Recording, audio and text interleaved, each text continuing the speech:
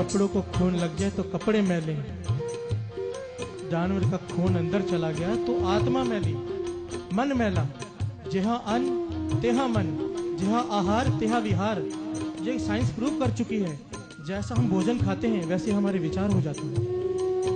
शरीर को, एक आदमी के साथ मेरी बहस हो गई इस प्रोजेक्ट के ऊपर। जब दास की ये सीडी रिलीज हुई थी ना, तकरीबन 2-2.5 साल पहले, तो साथ संगत जी मेरे कई दुश्मन बन गए थे, क्योंकि सच बोलना तो मुश्किल है ही, सुनना कई गुना ज्यादा मुश्किल है।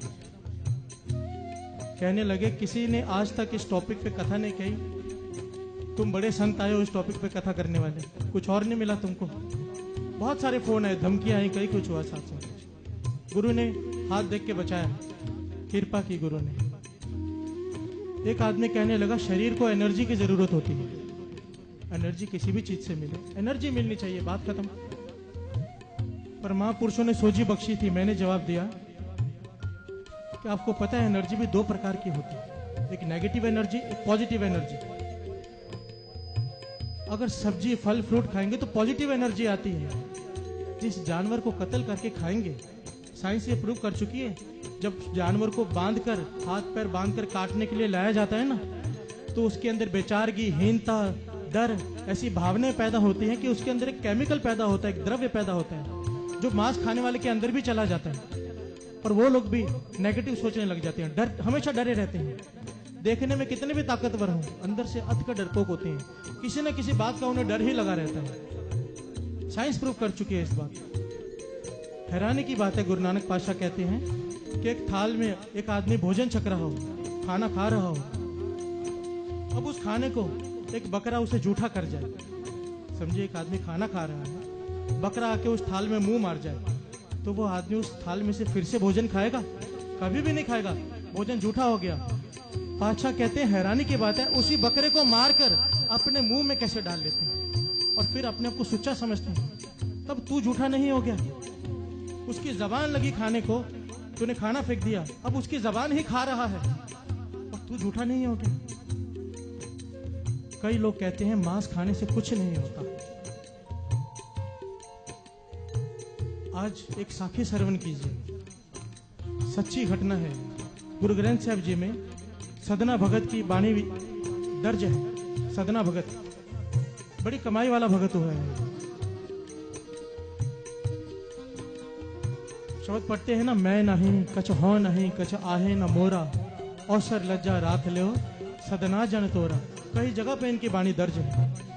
पर ये सदना भगत भगत बना कैसे था, इसके पीछे बड़ी प्यारी सी एक कहानी है, वह श्रवण कीजिए और सच्ची घटना है।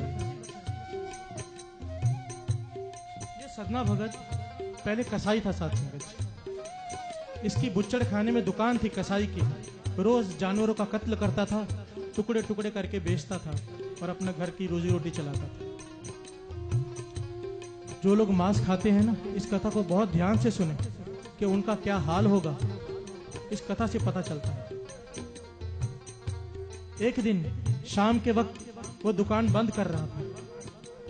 एक ग्राहक आ गया, कहने लगा मुझे मांस चाहिए। इतने किलो उसने बता दिया कितना चाहिए।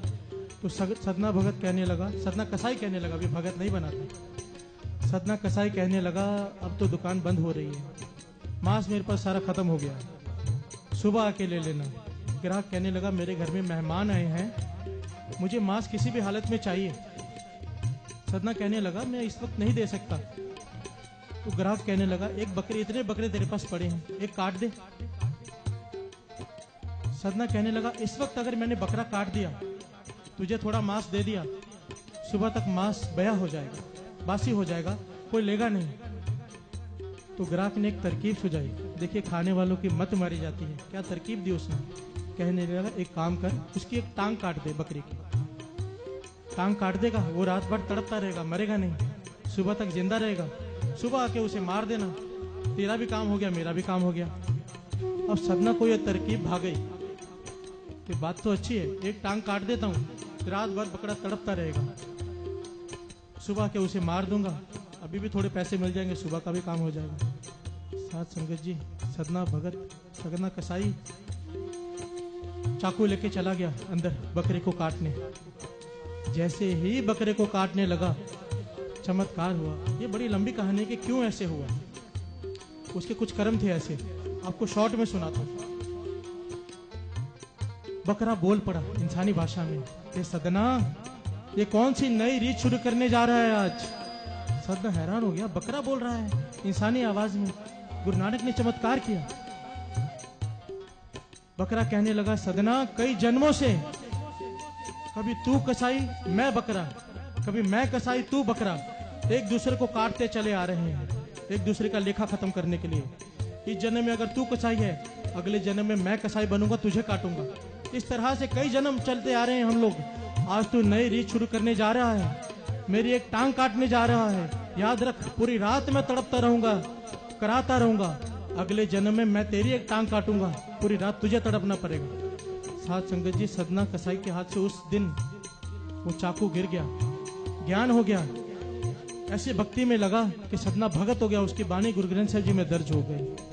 अब विचार करने वाली बात है कि जो लोग रोज इतने जानवरों को मारते हैं, उनका क्या हाल होगा। ये जो 84 लाख जोनी है, ऐसे ही नहीं है।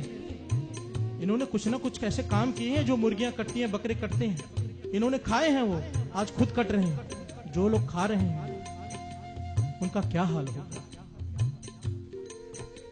ध्यान दीजिए साथ संगत जी, गुरबाणी हमको समझा रही है। अगर अब भी हम नहीं जागे तो कब जागेंगे। ये कथा हर कोई नहीं करता। डरते